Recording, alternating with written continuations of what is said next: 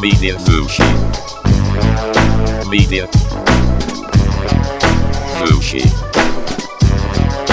Media. What's up, my friends, my family, my mistresses, my lovers, and my consensual lovers? Wow. Ooh, that's a lot. Welcome to Media Zushi, actual episode 5. Actual, yes. Not like last week where we Yeah. said it was episode 5 and it wasn't episode 5. Chumps. God. I am the one and only Adam Ronan. To my left is the enigmatic Gordy. And then by the power of the interwebs, we have the hairiest, most Sasquatchiest person with 4 letters in their name you've ever met. Jake. How's everyone doing tonight? Yeah. Good. It's Super good. It's kind of late on a Sunday night, but we're squeezing out some stuff. Yeah, squeezing it out. Squeezing it. I like squeezing it. Anybody seen anything cool this week that we should talk about before we get into our other stuff that we're talking about? Aside from the thing that we all saw. Well, I've been watching a whole bunch of anime.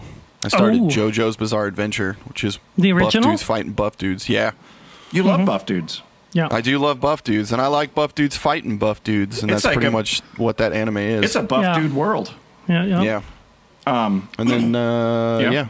that's I haven't really started watching anything else other than that, and what we're going to talk about today. So I've been trying to get back down on Westworld.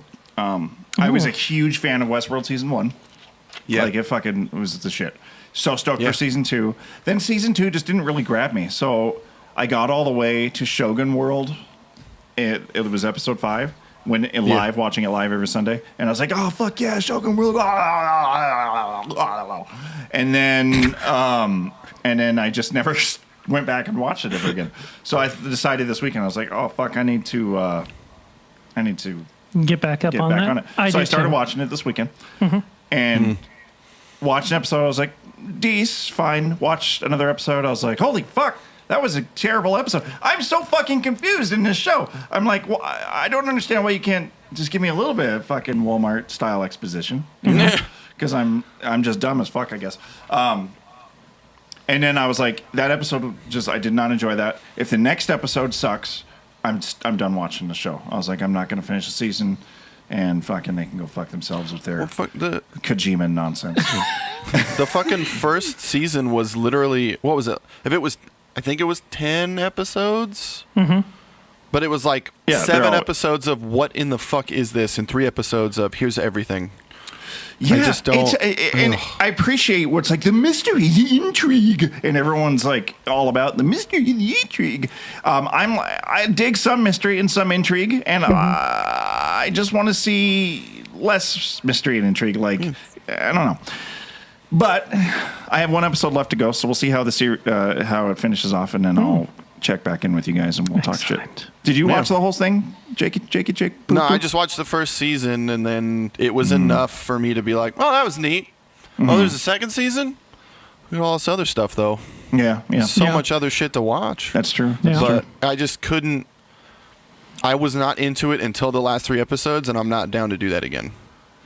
And I think you would find yourself in this similar situation because it's like starts off mega slow. Yeah. And it's like kind of, and then it like picks up in the middle, and then it drops back off. So it's like you would lose interest like way quick on account of the ADD. It's just a lot of just nothing. Tell me something, Gordy. You fucking lazy piece of shit. Yeah. I've been reading. Huh? I haven't been watching. I've been reading stuff. I haven't watched anything. Well, this isn't fucking book. Some comics book and Zushi. and freaking junk like that. So that's good. Springer. It's a audiobook's like 60 hours long. Oh shit! Nice. I thought it was a long audiobook. Yeah. That was 47 hours. Yeah. Well, we have quite a bit of actual movie news I want to get into before we get into our main topic. Preface this, what I'd like to say. The main thing we're talking about today is Ant-Man and the Wasp. This will be a quote-unquote spoiler cast, so if you haven't seen it yet, you might want to just listen to the news and then peace out before we get into Ant-Man. But first thing, Anime Expo was this last weekend. Right now we're on Sunday. The Anime Expo is wrapping up. It was this weekend. A lot of film news has come out on this. The we'll go in order of things that I think are exciting. There's a couple things on here. Don't look at the notes unless you already have, because I want to see the look on your face when some of this news is announced. I've only read the first word. Okay, sweet. Classic. All right. Okay, the first piece of news coming out of Anime Expo was the Castlevania's second season was announced for coming out October 26th with 8 episodes. Yeah. Jake, did you watch this? Yes. It was so fucking dope, was it not? It's so good. So fucking good. So good. I know a lot of people that didn't like it, and I gave them all dirty looks. Who are these people? Who are these communists? Not people that I need in my life. I don't need that kind of negativity in my life. No, you don't. No, I was so stoked. But the only thing I didn't like, and I understand why, but I was like, 4 fucking episodes? You're literally giving me 2 hours of content for something I've been waiting for. So I consumed that in obviously 2 hours time, and I was like, well, I'm ready for more. So I'm really excited that we're getting an extra 4 episodes. It's going to be fucking sick. Oh, yeah. Because Castlevania ready is for dope. it. Yeah. Now it's soon too. It's really soon. I figured if they were going to do something, I would have assumed 2019. Really? Well, just because it was only 4 episodes, and if some people that I know didn't like it all that much, then there were probably a fair amount of people that didn't. However, I'm glad enough people liked it that we're getting another 8 episodes. Happy birthday to me, October. Happy birthday to Satan as well. Hail Satan. I don't know. I just attribute to fucking Halloween to demons. Also, to be fair, the second season was actually supposed to air this summer, and it got delayed. So, so it's actually coming out a little later than it was supposed to. Oh, yeah. So a little fun fact for you, Jake. Yeah. Next thing, Anime Expo. Oh God, you're fucking boner, Gordy. Like I need to back away because I'm afraid it's going to poke me in the eye, assuming that it can reach this far. Okay. Also announced the Anime Expo. Netflix is coming out with premiering in 2019 an Ultraman anime. Oh, hell no shit? Yeah. Fuck yeah, dude. Oh my Netflix? Yeah. Wait, Netflix got Ultraman, but Spielberg couldn't. Dude, that's awesome. Yeah, that's funny. Oh, fuck. What the fuck? Fucking little spider just dropped down on my face. What the fuck? Okay. Well, that's exciting. That's very exciting. Yeah. Isn't it? Yeah. And that's something? That's fucking insane. I don't know much about Ultraman. I'm not familiar. The only excitement I have for Ultraman radiates off of Gordy's excitement because he gets real jazzed about it. But I am excited to watch it and dig into it. Yeah, you have some fucking homework, man. Yeah. Yeah. Super Sentai in general, like when I was super little, was pretty dope. Like superheroes like that, like Power Rangers and shit like sure. that. But Power not Rangers Power are Rangers. stupid. They're fine. I don't. Hey. I know a whole generation of people that grew up and it taught them to love Super Sentai. So I appreciate Power Rangers very much for that. Okay, cool. I really like Power Rangers. See, there we go. All right, Jake. Well, you grew up in that era. Yeah, I've seen every episode to date. It's my favorite You're anime. a bit younger than us, so when Power Rangers came out for us, it was kind of just like I was like, all right, I'll try it out, and then my like prepubescent, I'm looking to bang some chicks mind was like, it's too for kids. Yeah. And Pink Ranger? What?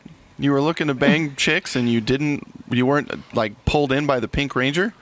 Well, Amy Jo Johnson? here's the thing: is I don't get pulled in by fake things that I could never attain. I was in 6th grade, so I wanted to hang out with other 6th graders. As fucked up as that sounds. Hey, I was 6. I was young. Okay, moving on. Let's talk about some Star Wars stuff. According to a report from Variety, who broke this news first, I believe, writer and director of Episode 9, J.J. Abrams, is looking to and probably already has cast Kerry Russell in the role of a new character for Star Wars Episode 9.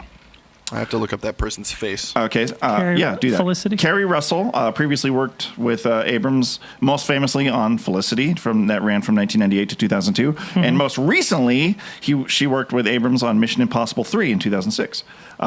So since then, Russell has been in Dawn of the Planet of the Apes. She's currently starring in a show, or maybe the show's over with, I don't know. But The Americans, I haven't watched it. So she's been around. She's an established actress, and her and Abrams go a ways back. Some theories. Theories. Obviously, the first thing everyone says, Jake, do you have her pulled up? Can you see her? I knew the name but couldn't put the face to it. Now I'm good. I understand now. So obviously, looking at her, you think to yourself, "Oh, she kind of looks like Rey." So then people would think, "Oh, that might be Rey's mom." No. Yeah, no, it's not going to be. But that's obviously the rumblings in a lot of uneducated Star Wars viewers' minds. But I'm curious, are there pictures comparing the two? No. Oh, I don't know. None, probably not yet. I mean, I don't think it's that heavy-handed of a theory. Let the Star Wars fandom get all shitty first, and then you'll get those pictures. My theory is, Sure. I think she is perhaps a Knight of Ren. And it would be really cool to see that kind of diversity in Knights of Ren, because immediately when you think of the Knights of Ren, you think a bunch of dudes that were... Yeah, buff dudes. Yeah, JoJo's. Yeah. But I think it would be really cool if maybe she was like one under Kylo Ren, who led the other knights, and she was like a badass villain chick, because I don't think she's really ever played that type of role. I don't know what kind of role she plays on The Americans, but I think that would be really cool to see. She was in Mission Impossible 3, I think. Yeah, I just So said that. she's used to. Oh, you did. All right. She She's a used to playing badass badasses. So I got a question. Could be neat. Oh, look at that! There's a dead fly right here. Oh no, he's not dead. Okay. Well, it was stated that she, the role that she's being cast for, has heavy physical hand-to-hand action. So Mara that's Jade, nice. maybe? You think? Well, if they're trying to rebuild Luke Skywalker, as rebuild his character and appeal to core fans, throwing Mara Jade in there and having her go to town on people. The people. age difference there is significant, though. Yeah, it is with like I'm not- 1/3 of people on Earth, too. Well, yeah, but this is a galaxy far, far away. She's like 40. He's like 60. Okay. I mean, sure. I mean, I'm not saying... I mean, Hugh Hefner was banging 12-year-olds. Yeah. Like, it is what it is. I don't think it is Mara Jade, but if it was... we need a good guy that can restart the order, fight with Rey against the Knights of Ren. Because if Rey clobbers the entire Knights of Ren, Jedis trained by Luke Skywalker that are on, we're on the same level as Ben Solo. Mm-hmm. Or, I mean, he probably killed, but that would upset me because I don't need her to be more absurdly powerful than she already is. Right. Yeah. We'll segue into this next piece of news that I just kind of want to talk about. There was, and I need to pull this up in front of me here, so I have it. I have a little photo here. There was an Instagram post that was co-posted by John Boyega and Mark Hamill at the same time. It was a photo that said 532 days, 11 hours, 56 minutes, and 58 seconds until episode 9.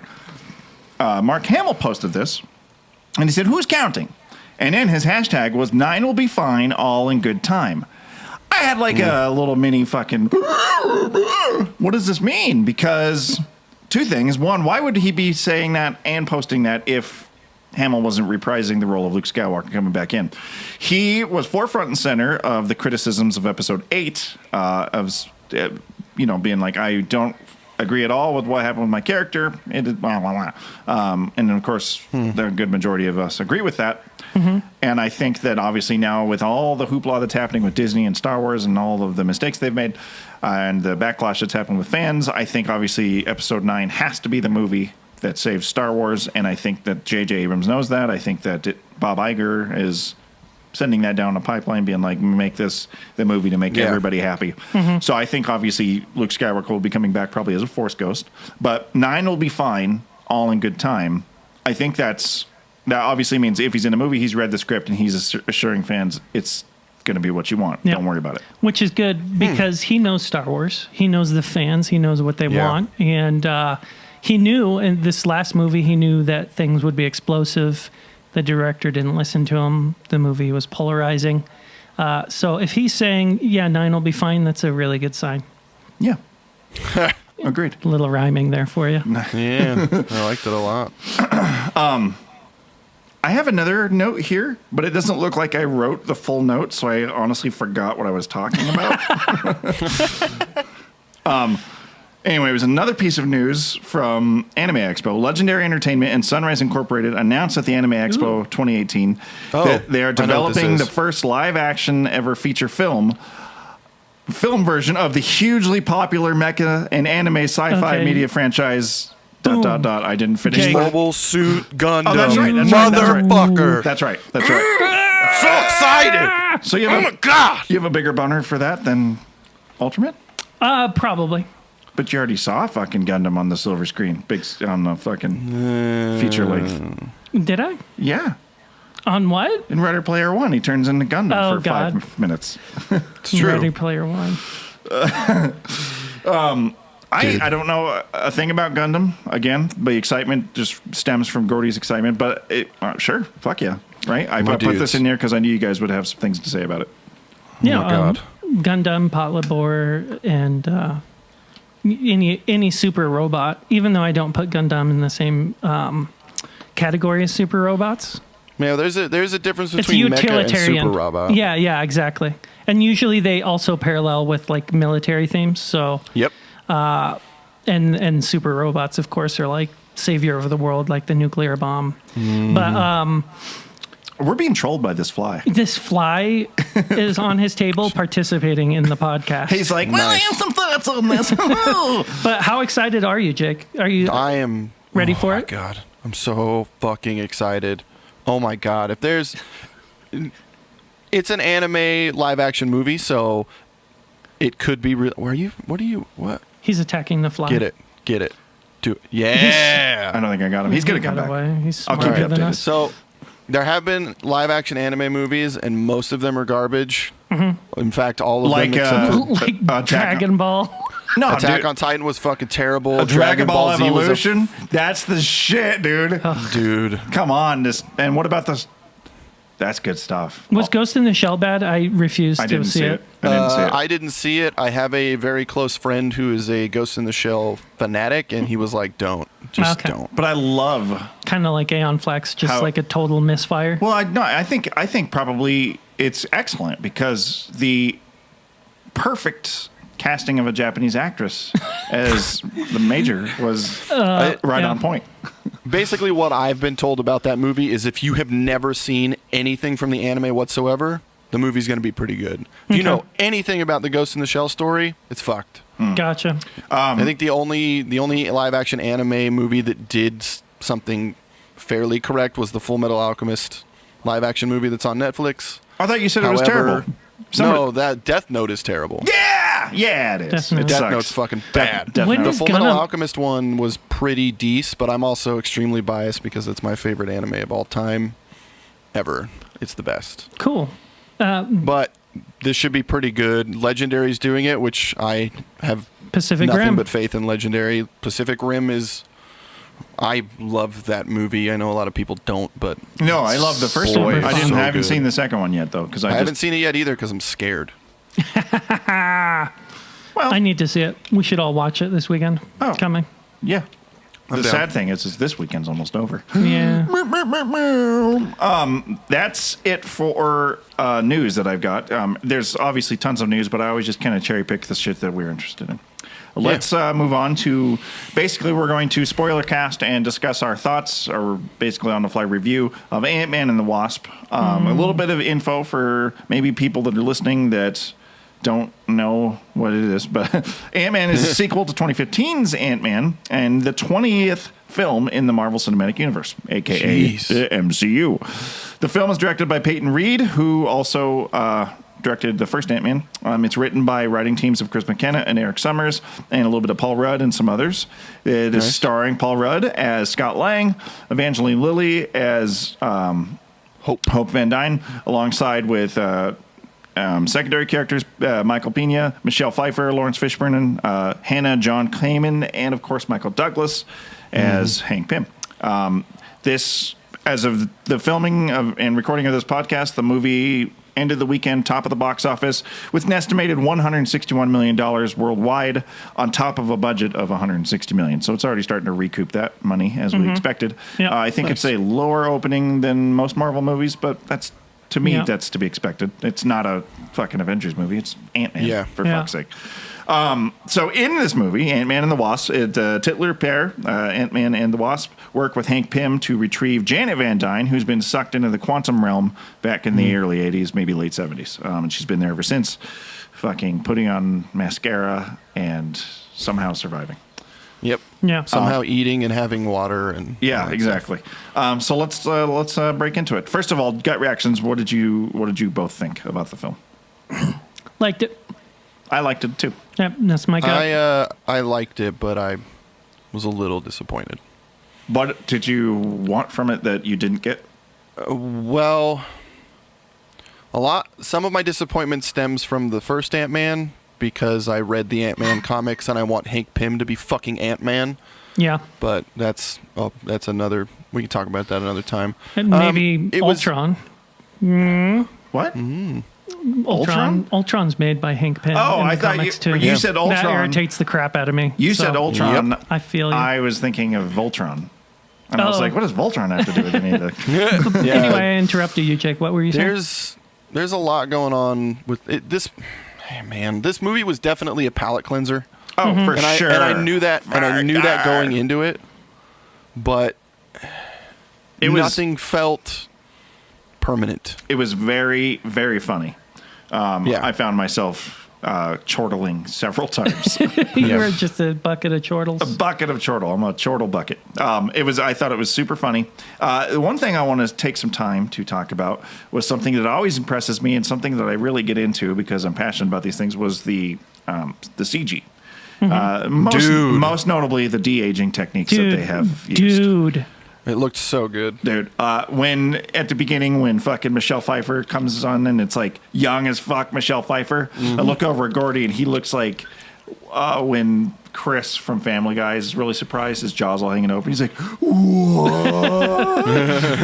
That fucking 80s hairdo she's got going on looks real good. But it was like... I couldn't believe it. It blew my mind in one of the Iron Man movies or something with young Robert Downey Jr. Can't remember.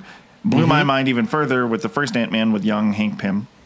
And so I knew they would do it again for whatever reason. Yeah. And I was expecting excellence, but it's almost indistinguishable now. Yeah. We're very close to indistinguishability for the CG of de-aging characters. Yeah. CG human beings. I don't know. I was just like, are you fucking kidding me right now? Yeah. I'm like, are you fucking kidding me? It was fucking crazy.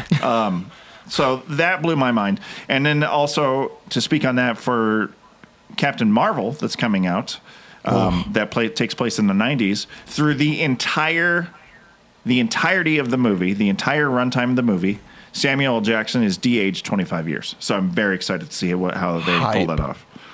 We're talking double-eyed Nick Fury. That's a young Sam Jackson. Yeah, I just read about it last night. That's why I know about it. Do you think we get the origin of the missing eyeball for sure. in Captain Marvel? Oh yeah, she's gonna call. squeeze it out with her butt cheeks. I hope so. Oh man. Say Marvel Can't believe again, Marvel motherfucker. Yeah, yeah. I'm sick of these motherfucking gems in this motherfucking gauntlet. Yeah. God damn. That's funny. I mean, not quite as funny as some things you've ever said, but it's funny. It was good. No. I liked it. I was reaching a little bit. Let's talk about Ghost for a little bit. The main villain. So, can you tell me anything about comic Ghost compared to film Ghost?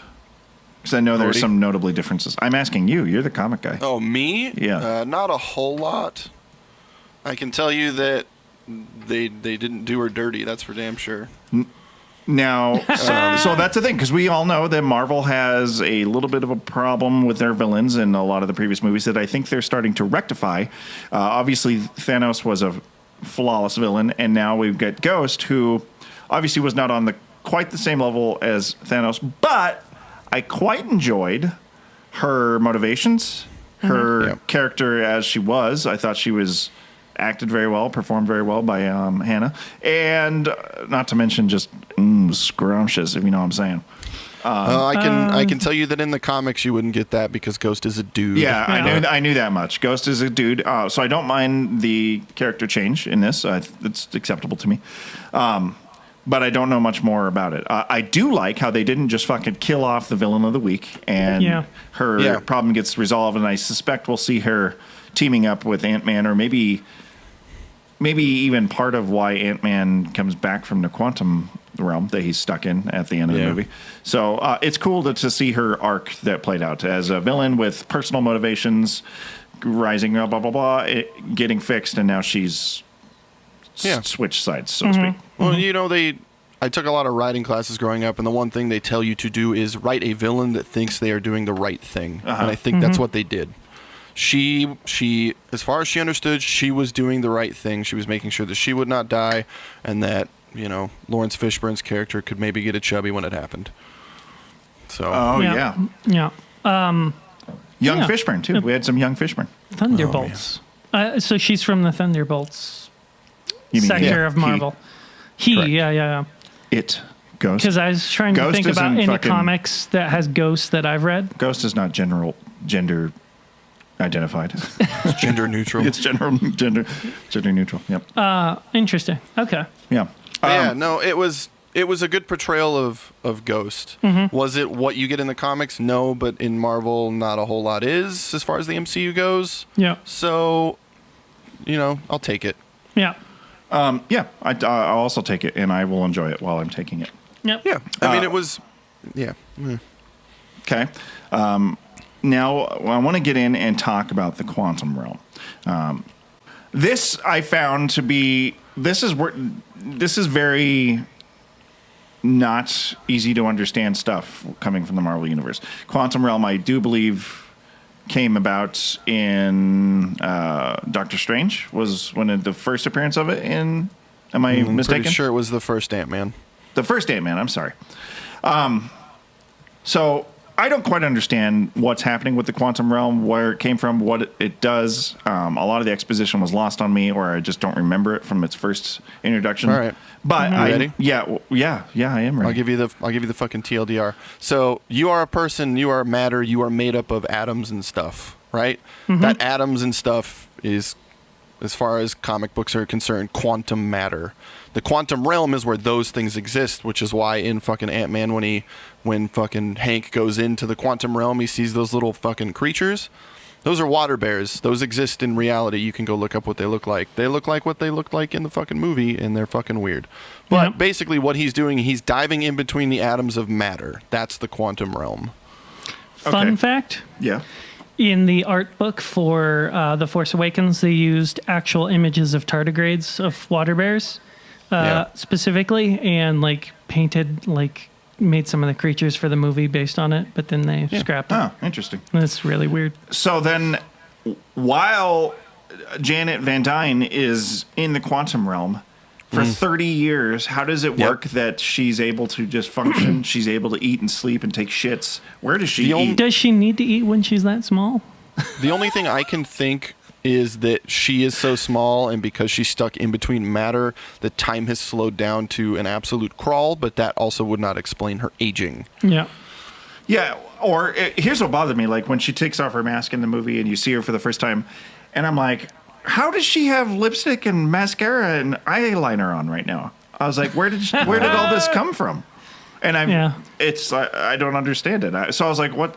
I get that it's a movie thing. It's like, whatever. But they really should have thought about that. And it was like, let's dumb her down a little bit so she doesn't look like she just came off of the fucking fashion stage. Also, I want a side story of what the fuck she was doing down there, because she was all clothed up. She turned her wings into a fucking weapon. What the fuck? She looked like she was a Destiny fighter. She looks like one of the characters from Destiny.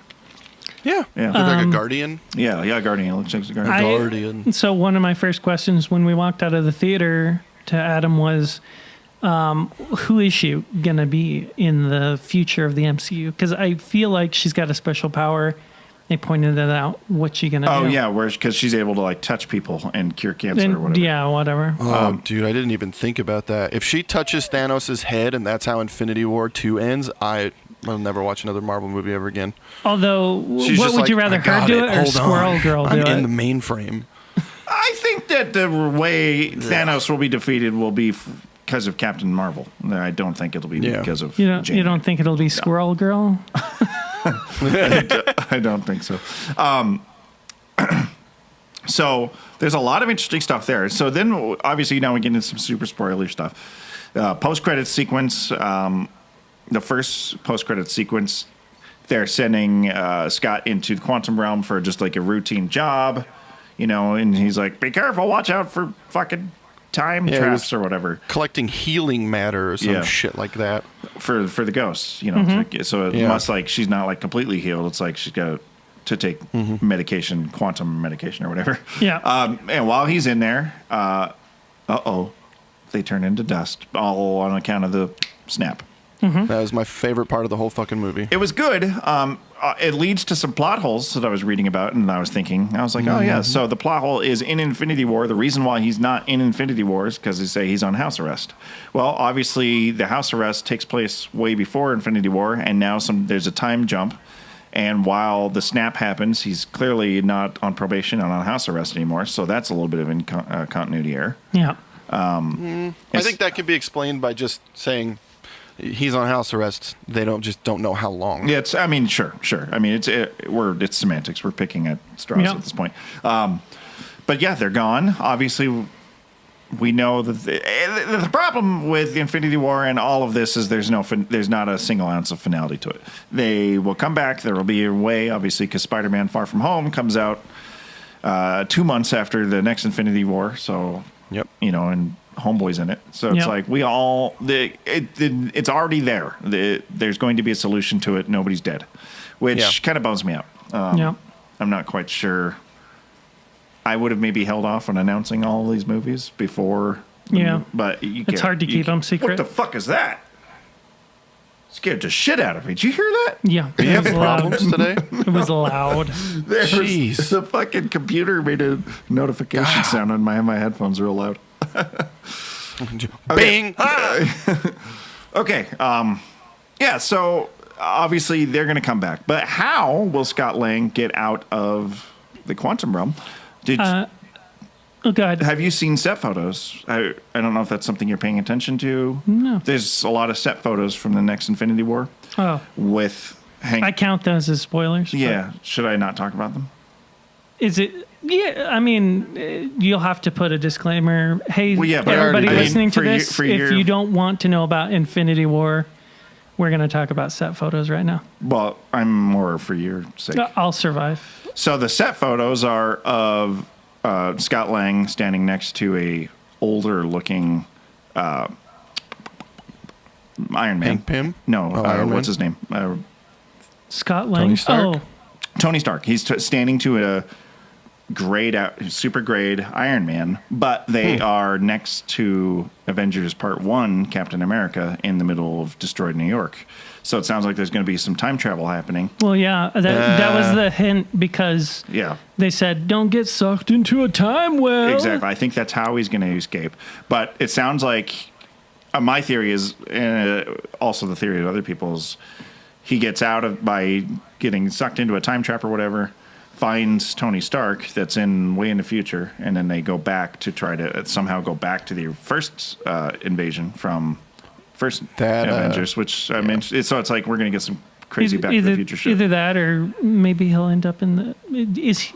Does anybody know if he appears in the Miss Marvel movie? Who? Hank Pym or Scott Lang? Hank Pym is a piece of dust. No, in Miss Marvel, the actual or Captain Marvel. Yeah, I don't know. That's a good because time travel forward, backward. You know, you never know where he's going to end up. Yeah, we have to see. And see, that also brings about a little bit more of the confusion of quantum realm for me, because you guys are saying it's really small into atoms and matter. What does that have to do with time travel? And where did the I think this all but confirms my theory. I don't think he's going to get out of the quantum realm on his own. I think somehow they're going to get a hold of at least the time stone, and it's going to be like way in the future. Fucking, they're going to rip him out of his own time, pull them into his, and then they'll go, all right, now we need to go back to the time before Thanos was a giant bitch. And then they'll use the time stone to go there, and that's where you get Captain America and old Tony Stark. I think that's how they're going to do it, and I hope not, because there's got to be a better way. Like, the Reality Stone's a better way. Combine the two realities and make some kind of weird mumbo jumbo there. Because then you would have finality. Those characters would literally still be dead, but you just you combine with a different version of them, where they're still alive, and it's the other half of the people that are dead. Would be so cool, because then each group of people has lost because in one universe Spider-Man died, but then in the other universe it's Iron Man that died, and then they bridged together, so they're both still very. That would create some real cool emotional arcs. Yeah, but they won't do that. That would be it's going to be some dumb time traveling thing. So. Oh yeah, for sure, 100%. Yeah. Sad. It upsets me a lot, but I get upset easily. So. One thing I really enjoyed about this film was it was like fucking Honey, I Shrunk the Kids 2018 with a lot of the parts. Like, I love that type of shit. From back in the Honey, I Shrunk the Kids when they're walking around and they take nap in the giant Lego in the backyard. And it's just like seeing cool, oversized shit. And it was the same in this movie, like with the giant Pez dispenser and all the, going all small and shit in the cars. It gave me that same feeling of, the size is really impressive of things. Yeah. Scale. If they only had a banana for scale. I think my favorite use of that was actually when they're small, when she's driving underneath that car. She's just like, watch this, and then fucking launches that goddamn Escalade into space. Yeah. That was cool. It was cool. The comedic effect of some of the size stuff, juxtaposed with the action, was done really well in this. Marvel isn't always super good at that. A lot of times we lose that intensity of a powerful moment. Yeah. Here, that might be related to Paul Rudd having something to do with the script. Yeah, I think it just went down buttery smooth. The film also kind of suffered a bit from far too many side villains. So we had the main antagonist of Ghost, teaming up with Lawrence Fishburne. Then we had the weird toothy guy from fucking. He was like the gangster with his cronies with the truth serum. He's really good at playing that kind of shitty he's a really character. But he's really good. He's like fucking discount Cinemax villain. He's never like. It's true. That's why when he was the main villain in Tomb Raider, I immediately couldn't take the movie seriously. I was like, there's no real threat here. So he was a villain, and then. FBI. And then the FBI was an antagonist. So we had a total of 4. I'm going to say 5 because Lawrence Fishburne was. I included him with Ghost. With Ghost? Okay. Yeah. So 4 groups of antagonists. Yeah. Yeah. Right? Or 5? No, or 4. 3. You got it. Yeah. 4. So it was just while they all lended themselves to comedy. But it was I could have done without the truth serum villains. They could have not been in the movie at all, and it would have not changed the story one bit. Yeah, agreed. The FBI fights were funny. They were really on the nose. It's like, why didn't you just, I don't know, fucking have a dude stationed outside the house the whole time? You could have solved your problems easily. Yeah. That's what the anklet's for. Yeah, that's true. So, in terms of, let's go over just some basic components of the movie. Did you like the story? It was fine. The story was fine. Jake? Yeah, it was okay. Mm-hmm.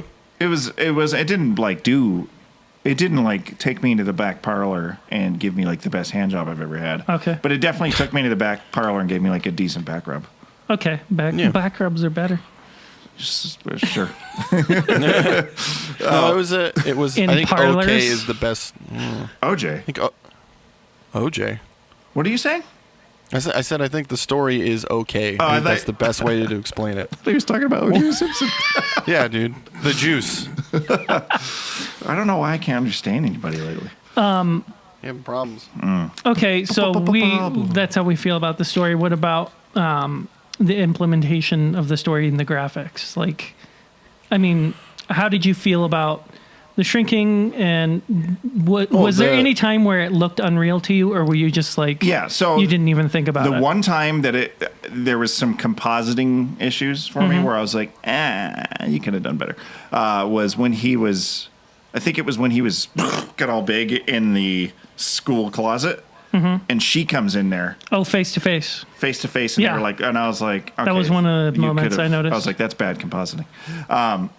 But I thought the effects of them fighting and then going small and then getting big, running across the knife and shit. Yeah, it was all very impressive. Another thing that really impressed me was the ghosting effects in every scene where she would it was. I was trying to think in my mind's eye when I was watching. I was like, I wonder how they would have done that effectively without her having to film the same thing like 6 different ways, which is maybe how they did it. Probably how they did it. But visually, I found it very appeasing to me. Yeah. So that effect was amazing. I liked all of the effects, dude. It looks so good. Mm-hmm. There were a few parts. What did you think of the effects, Jake? I thought they were great. I apparently don't have the eye that Adam had because I didn't have a problem with anything. Well, I think it looked great. I'm surprised how much shit he notices. You're not quite as astutely anal film genius as me. No, I'm just kidding. No, I'm not studied. No, it's always just a here and there. There's no bigger offense in Marvel cinematic history for bad compositing than stupid fucking poking out of the Hulkbuster in Infinity War. Oh God, yeah. That was so terrible. Bad, so bad. And then finally, I thought it looked great. That's okay. You're casual. So no, not that, but the Ant-Man. Oh yeah. God, you're still casual. Sound design. Sound design. Honestly, actually, there were some parts I felt were lacking. Uh-huh. What parts was it? It was a lot of the driving and hitting and going small and getting big in the chase sequences. I felt lacked a lot of punch, but I don't want to judge because I attribute that to the theater that we were in. Sometimes when you see these movies in that particular theater, they don't have the best audio. Yeah. But, I think you could chalk it up to the movie because I saw it in a grand screen. It felt the same way. Oh, okay. Okay. Yeah, so, which surprised me because it was done at Skywalker Ranch Sound. So usually you don't very get minimal. much better than that. But Yeah. I've seen Quiet Place Oh God. this year. Yeah. His hands down the best movie with sound design for me. Yeah. Absolutely. Marvel movies are always just kind of there. Some of them have some good stuff, but none of them like really stand out, and there aren't a lot of theme songs that stick in your head. Yeah.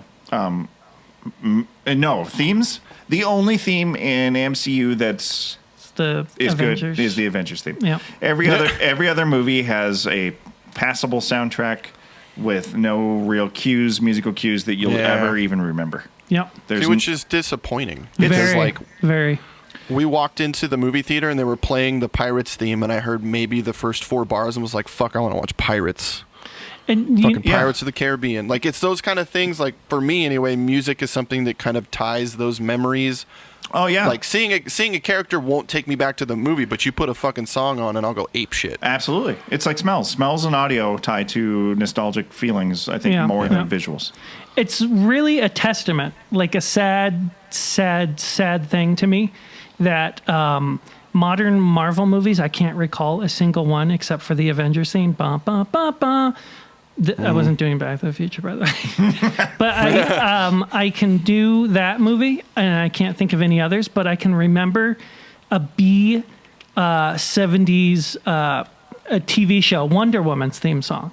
Their theme song is so much more catchy than these big budget movies here. It's really a lost art in Hollywood right now. If you think about even like films from the 80s, think about Tim Burton's 1989 Batman. Yeah. Fucking Danny Elfman's theme. Brilliant. You could immediately think of that and you just like your soul lights on fire.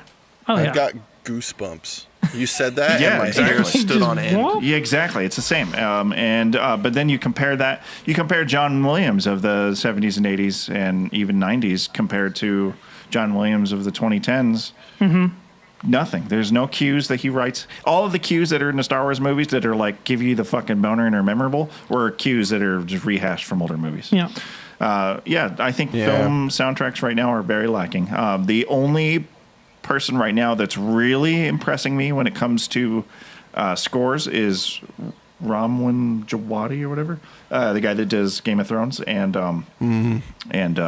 some good shit. Fucking Westworld. We do know a few people out there can do it. They're just not doing it. Like Hans Zimmer is a musical genius, but he did what's that movie? Ba ba. All the boss. Leonardo DiCaprio, Falling Deeper into the Mind. Inception. Inception. He's his sound design and his music is excellent, but he's not doing anything right now. You know what's funny about the guy I was just mentioning? Yeah. Ramin Djawadi, the German composer. Noodles, yeah. Yeah. He did the first Iron Man. That's funny. He's German? Yeah. Like Hans? Mm. Yeah. He also Interesting. did the soundtrack to Fright Night. Side note, is one of the better soundtracks of the last 10 years. Orchestrated. Yeah. As I can recall it. It's so good. Oh, yeah. Fuck off, Corey. I think you can kind of chalk up the bad music in movies recently to all the fucking minor key covers that they keep doing. Yeah. That's like a real thing. It gets old. Every trailer has got a pop song it's just the vocals that are overlaid with a song played in minor to make it more cinematic and sad sounding. Yeah, man. Yeah. That's I think that's a good point. we can blame George Lucas for this. Can we? Yeah, graffiti. American Graffiti. He wanted to include popular music in his movie. It had never been done before, pop music. The studio was totally against it. He used his influence and energy, had none, and finally, after fighting with them, he got it in the movie. Audiences loved it. It was dope, though. It was dope, but now we have movies that just cut corners and throw pop music in there. Yeah. However, I would like to hear a minor key cover of Clint Eastwood by the Gorillaz. I think that would be real neat. I would like just the chorus to hear a minor key cover of you screaming as someone skinned the skin off of your penis. All right, I can make that happen. I don't follow, but okay. So we'll so Ant-Man, it was good. It didn't blow our minds, but we knew it wasn't going to. It wasn't supposed to. It was a palate cleanser from Infinity War, and it was a fine addition to the Marvel Cinematic Universe. Great. If you have kids, why aren't you watching this movie right now? Bring your kids to it. Super good for kids. Bring your fucking piece of shit ADD fucking asshole prepubescent kids. Jake, dude. Fuck. I was just thinking about this. Pisses me off. Last night we're at Ant-Man and the Wasp. There's this fucking twat who's sitting not directly in front of me, but in the row in front of me, one seat over to the left. And he's just, the whole movie, he's just like rocking back and forth and squirming and like stretching and leaning forward, leaning back. And then I just was like, dude, fucking sit still.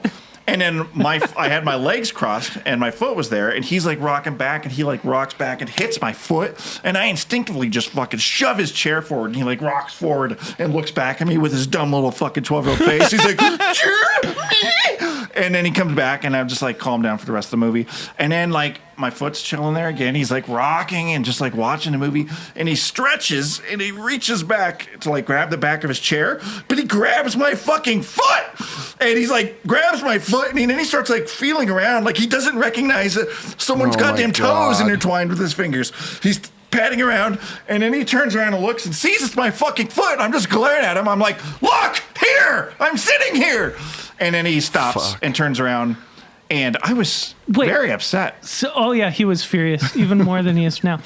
Question: was he the guy in front and to the left? He was not a guy. Kid. He was a small with the monster piece of drink. Shit. Maybe. I don't know what he was drinking. That's his problem. He's a child drinking a monster. The fuck is wrong with his parents? So mad. Every goddamn fucking time, Jake, we go to the movies, there is somebody that sits in the vicinity of me that thinks that it's appropriate to fuck with my film experience by gyrating or speaking or playing on their phones. Picking their boogers and eating it. Freaking. Yep. And you can ask Gordy, as he's sitting right here, I have no tolerance for people in theaters that upset me. Let me tell you another story real quick before we move on. One time we went to see this movie a few years ago. We were just talking about this yesterday. Gordy and I were sitting in the very back row, and we're just sitting there before the movie starts, before the previews even start or anything. Mm-hmm. It was the empty as fuck theater. We were going to see something stupid probably. Yeah. This fucking dude walks up. The whole theater is empty, except for me and Gordy. Directly in front of you. No, he sits right next to me in the very back row. Gordy, it's me, Gordy, and this stranger who sits right next to me. And I was not having it. I looked at him, and I was like, you see the whole theater is empty? And he just looks at me, and I was like, no, You will not sit next to me. Move somewhere else. And he got up and moved somewhere else. And Good. And It would have been really awkward if you said that and he was just like, what are you going to do about it? I would have picked him up and I would have fucking just Drago'd him. Ivan, I'll break you. Anyway, coming out at the end of this week, July 13th, Friday, we've got a few movies, none of which I want to see. Skyscraper with The Rock's coming out. Probably going to be stupid, but probably also going to be awesome because Rock is pretty fucking dope. But he doesn't have both his legs, so I'm not appealed. Okay. Hotel Transylvania 3, I don't give two shits. I would do anything in all my power to never see any of those movies. They look so awful. I thought you were about to... you gave me the old fucking switcheroo there. I thought you were going to say, I want to see that. And I was like... I can tell you that with every ounce of certainty in my body that there's nothing less entertaining to me than Adam Sandler. Yeah. Yeah. Another movie called Siberia that's got Keanu Reeves. Excuse me. The only reason I put that on the list is because I have a lot of respect for Keanu.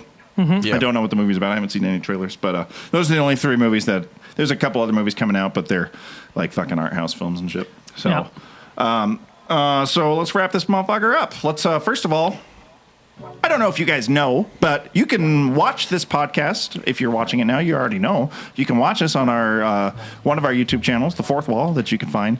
It's under our Ronin 24 YouTube network. Or if you want to listen to the audio version of the podcast, which is a totally acceptable way to consume. And we are on every podcasting service that you can even possibly imagine, including Spotify. So you can get this. Nice. Yeah. So, but if you are in a position and you are interested, I strongly encourage you to subscribe to us on YouTube. Or also, if you want to go the extra mile, you can support us on patreon.com/R24 because we're about to shout out some important motherfuckers. Special shout out to Buddy Pecht. Creepy Buddy, Ego Trip. He's our highest patron. He's been there since day one. He is the bee's knees. And then we go down. We got Diabeto 63, Muffled Scream, the one and only Muffled Scream. He kills people. Joe Moyer, the Wrong Channel Joe, David Lou Horvath, Liv Savage, Jake Norton. Hey. I appreciate your money. He's a piece of shit. He that is. Jake Norton guy. I like him. He's just a douche. The one and only Sama. We are big fans of the Sama. He's also been there since day one. OG patrons. Mike Youngplay. Just the best people. Yeah. And you can be one of those people if you're ever so interested. Otherwise, we'll see you next week. Jake? Yeah. Play them out with something special coming from your throat. Something special? Still a better soundtrack than Ant-Man. Yeah. Gordy. Ow. Ow. Ow. Ow. Ow. Ow. Ow. Subscribe.